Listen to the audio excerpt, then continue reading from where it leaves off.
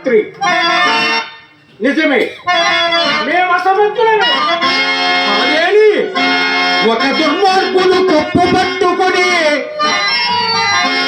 సర్వోర్వీపతులు చూడ గుంటగని ఆగసమల్లాగా చూడవే.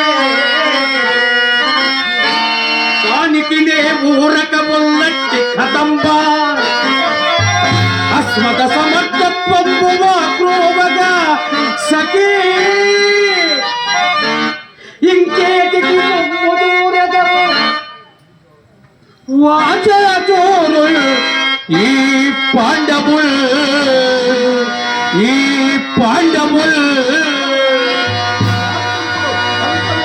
కాకపోదు సుమా. భవితవ్యము. ఆ భవితవ్యమేదో మన కట్టెదితనే కాన్పించుతున్న రాజా. తమ శాంతి మంత్ర ప్రభావ ఫలితము తిరిగి మనకి వనవాసమే, ఆ జన్మాంతము చరణ్యం. అదే మన భవితవ్యము కూడా.